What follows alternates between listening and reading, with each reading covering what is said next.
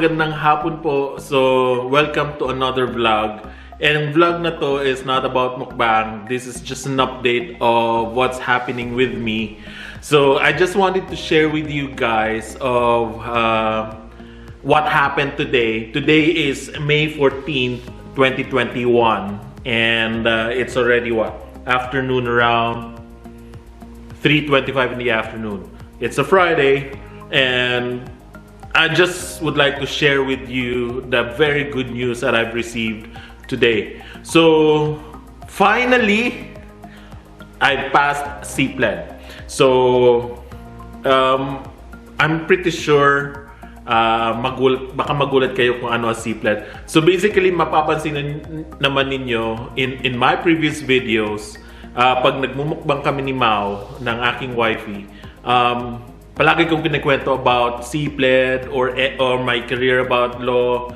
So basically, just to give you a backtrack of my career, not here in Canada but in the Philippines.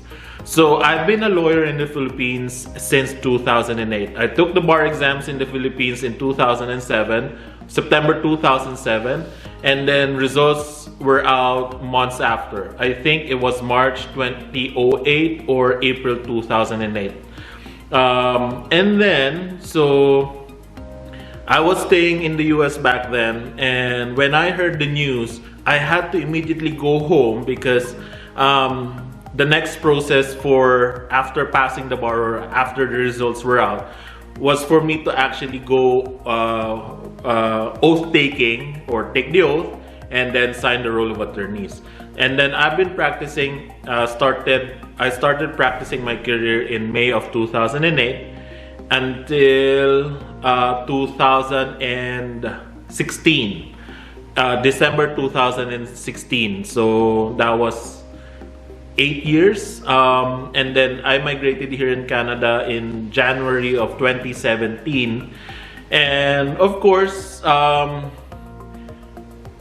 when I migrated here, I didn't know any job. Of course, I had to apply, hoping that I will be accepted in my profession, but no. Kasi dito, in Canada, if you want to become a lawyer, you have to be licensed first. It is not as if it's automatically transferred.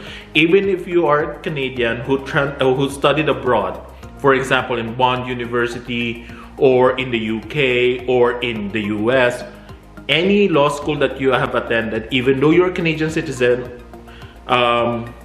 if you want to practice in Canada, you will still have a different process. So, tulad ko, na hindi nag-aral sa Canada na law school, so I had to go through the NCA process. So it's more of an upgrading, wherein I applied for an assessment, I submitted my transcripts, everything, and then they assessed me as to what subjects I needed to complete or any I needed to take in order for me to be qualified here in Canada. Long story short, I took the NCA, I passed all the 9 subjects, and yeah, it was a grueling process. Considering that I couldn't practice law yet at that time, I had to work different jobs. I had to work as a food counter attendant in Subway. I worked in Tim Hortons. I've worked in a grocery store. I've worked in a manufacturing company. All sorts of stuff. Eventually, my luck came in when I met a friend, and he actually referred me to his boss in a firm. He's also a fellow NCA examinee. He's a Canadian citizen but studied in the US. So we met over dinner. He told me I can refer you to my boss, and then my boss saw my resume or my CV, and then he saw that I am a practicing lawyer back home for several years, 8 years, and he said, yeah, why don't we try you? Considering that my background in the Philippines, I've spent most or much of my practice in the corporate field, he said, and considering that that firm is also a corporate law firm, so he said, okay, let's try you as a legal researcher. So eventually, I started working in the law firm in 2019,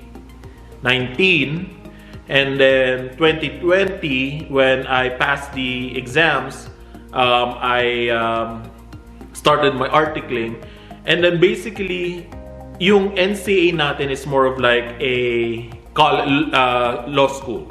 So once you pass the NCA, or once you graduate from law school here in or Canadian law school, in order for you to be admitted in the Law Society of Alberta, you have to pass, they are requiring you to pass two requirements.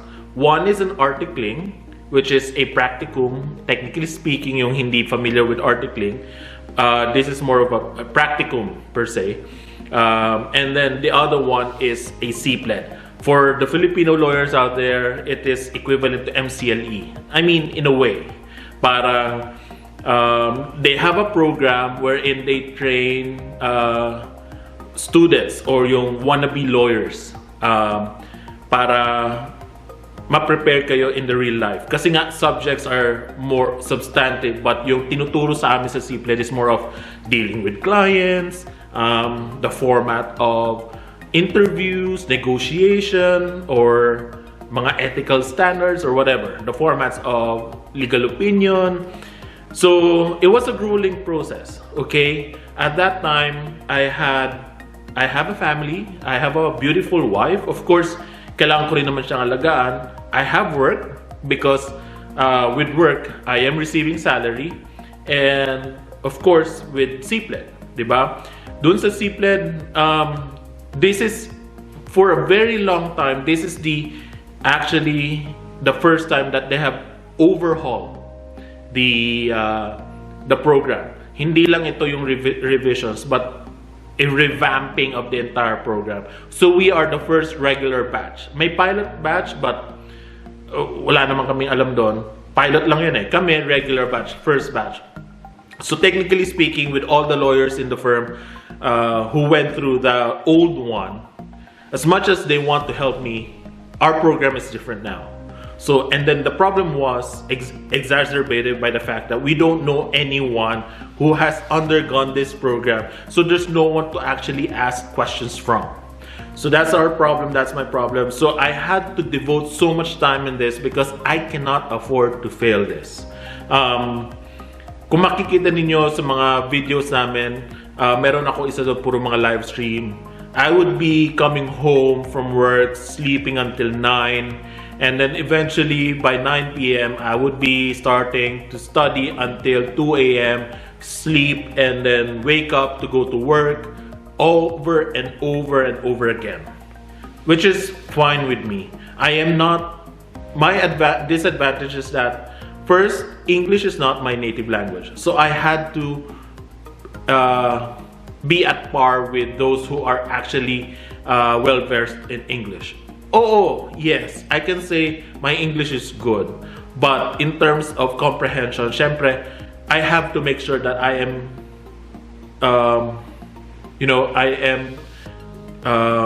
investing more than the usual.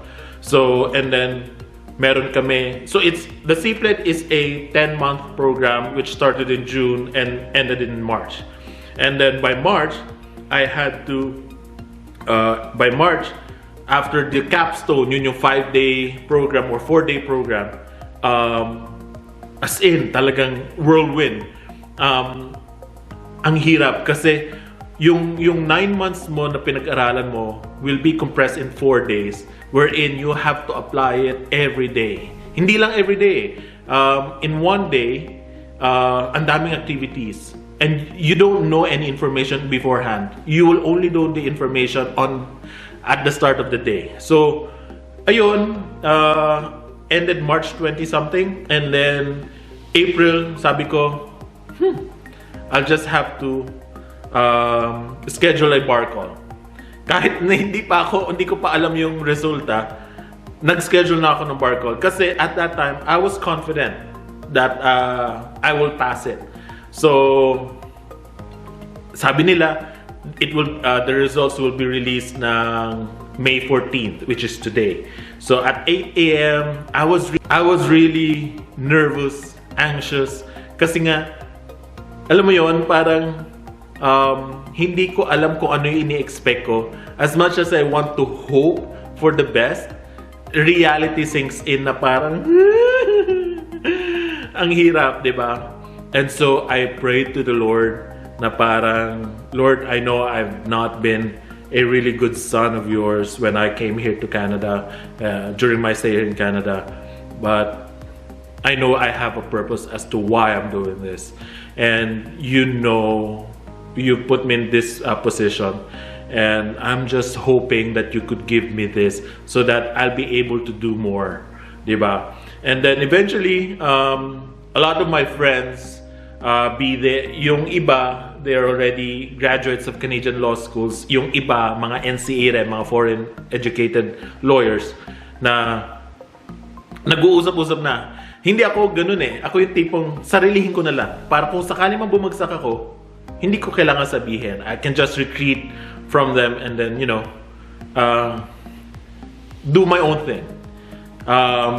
Eventually, when I got to the office at around 8:05, I was checking. The website kept on crashing, parang sa Supreme Court of the Philippines. It kept on crashing until eventually, wala na eh. So, I refreshed, logged in, and saw the results. So, the results, makikita nyo dito sa gilid.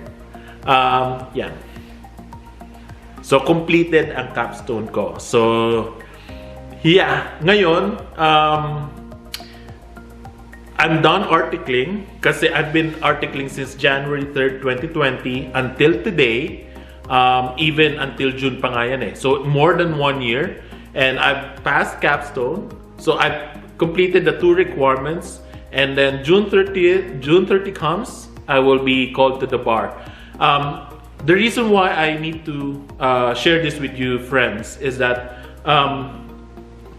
I want you to I just want you to feel for me as well. Hindi ako nagyayabang. I do apologize. I don't want to come off as if I'm very arrogant or I'm bragging. But this is something that I just wanted to let everyone know, that when you're doing your very best in a situation, when you do know how to prioritize and you do know what your priorities are, and you give yourself 100% to it, and coupled with the fact that you are holding on to God, then everything will follow. If you know what your heart desires, then everything will follow. This is what my heart desired for. This is what I want from the very beginning. I know with all the uncertainties, as long as you hold on to it, then everything will be fine. So I prayed to God really na parang, Lord, maraming salamat po for allowing me to pass. I know for a fact that marami rin ako mga kakilala ang bumagsak. I don't know what's gonna happen, but I am a bit happy. I'm extremely happy, but I'm a bit sad because I know for a fact that my friends are I know a lot of friends who have failed, and it definitely crushed their dreams. It's not so, I don't know what's gonna happen. I don't know if they have to repeat the program again or if they will be given the chance to actually rectify. Kasi previously, they are given yung mga previous batches, they are given the chance to actually rectify yung bagsak nila. I don't know if that's gonna be happening again, but hopefully it does. And then I told them, I'll be here for you no matter what, and whatever help you need from me, I'll be here for you. Just let me know, diba? But yeah, guys, I just want you to be happy for me. Na sana kahit papano, I want to share with you the joy that I'm feeling right now. And yeah, anyway, yun lang. Maraming salamat for joining us today in this video. I hope that somehow I was able to inspire you. I don't know if could not inspire, but I just wanted you to be delighted with the news that I have. Mahirap. Wala akong kaarte-arte. Alam niyo yan. Nakikita niyo akong kumain na napaka bungas-ngas, diba? But anyway. So, guys, maraming salamat po for joining me today. I hope that you will like this video, share this video to your friends, subscribe to our channel, and click on that notification bell down below so that you will be updated in our future videos, mga Jo. Mamaya magse-celebrate kami ni Mrs. na just watch out for it. Bye, guys. Bye.